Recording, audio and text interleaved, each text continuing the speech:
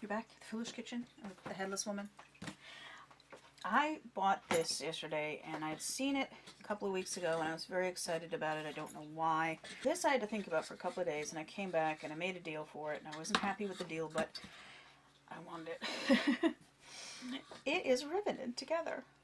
It's obviously was tinned at one time. Most of the tin's all gone. Some of it's been replaced by rust, and then I think the rust patina on the top is actually protecting the steel because it's maybe not. It's just that it doesn't seem to be as rotted as it would have been because all these little rivets are solid and it doesn't have any food dirt. I think this has just been kicking around and hanging up on walls and stuff because one side is rusty and the other one still has its tin. Maybe it was somebody who's using it someplace, but I was excited to see if I could get it to a condition where it can be used. Like I said, I don't see any evidence of soldering, so that's not an issue. If we get all the rust off of it, all we have to do is just grease this puppy up. Obviously, these little rivets in the corners inside the cups may collect food and have to be really cleaned really well. I mean, it doesn't look like anything from mass production, or if it was short-lived. It just is too handmade and complicated, and somebody had to sit there and make it. It's stamped. I mean, obviously later on they had other more efficient methods of making these, but I just thought it was charming in its weirdness. It is some sort of gem pan. Gems were tea cakes, sort of, and so you'd have a formed bottom or something that's completely round. I've got some gem pans. They're cast materials. And then you turn them over, and then you dust sugars and stuff on them, I believe. I haven't made one. I can't wait. So basically, what do I have that will fit in that I can leave for a while? I am not scrubbing anything off of this. So I found this is obviously an oil change pan. But the best part is it was $3. So it fits. I do not have enough evaporust to fill it up, so we're going to go with the molasses, which I think will be fine. I mean, they work. It'll work. It's just slower, and I'm not in a huge rush. I was just excited to get it. So let's see how much water it takes to cover it. I think it's going to be, not on the table, dummy. Almost. We need it we need it a little bit more. Just need it. Maybe it'll be covered better if I flip it over. Yeah, but then we have little air bubbles. There's no way to win on this, is there? Another inch.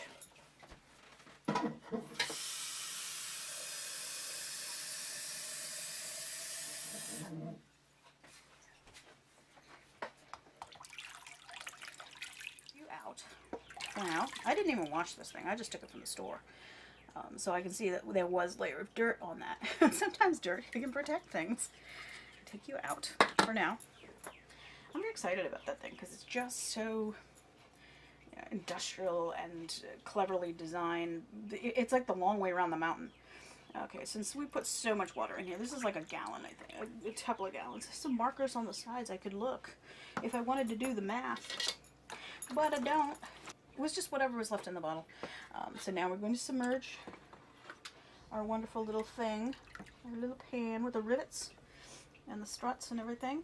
And we're going to say bye-bye to it. Now, because this is the $2.99 thing, it doesn't, I'm not going to walk around with that. That's an accident waiting to happen. I can't imagine how people manage to use that for oil. So I went out and I got that basement and I got my my Bolta trays, which there's another video. There'll be another video on what I just did to those.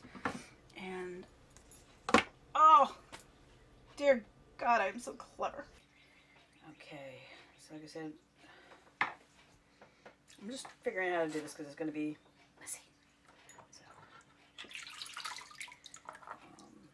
back is very nice. And you can actually see that it was tinned at one time, and a lot of the tin is gone, but not sure how well it was tinned to begin with. And the inside is the dark, freshly derusted metal steel, so it's, I'm not sure, a little out of focus. So basically, I think what's is in there just needs to be rushed off. I don't think there's any. Oh, this is, you know what, 3 days out there in the molasses, and I think that's really good considering it's molasses. Oh wow. So those I can take out, and I'll just keep throwing things in here. But I have something else I want to see if it'll fit. May or may not. So here's a cover. I am still not walking around with this thing like this.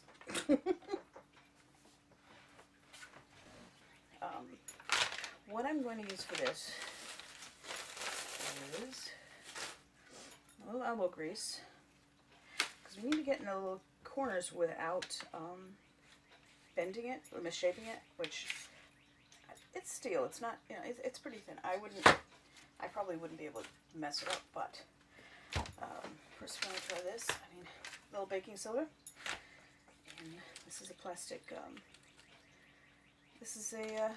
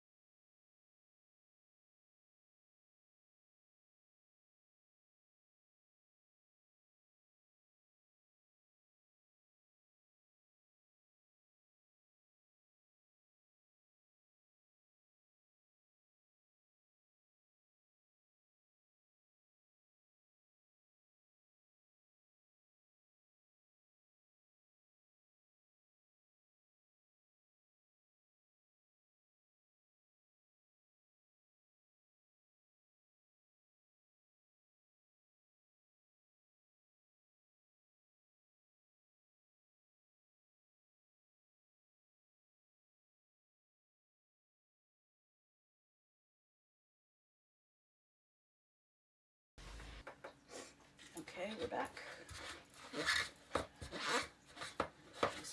I fast forwarded through all the scrubbing. I gotta remember when we do something like this to go clockwise, so that way I won't keep going over the same ones and skipping some others.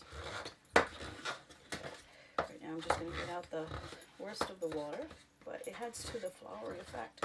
Okay, inside is dry. This is going in the oven, folks, so I'm not worried about inside these cracks as much as I just want to see if there's anything I can get off that's there. Now, see, that's seasoned. I'm going to hang that on the wall, but I'm going to hang it this side out with the lovely patina, protecting the inside from dirt and dust in the atmosphere. But this came out a lot better than I thought, had any right to expect. So let's see if I can bake something in it.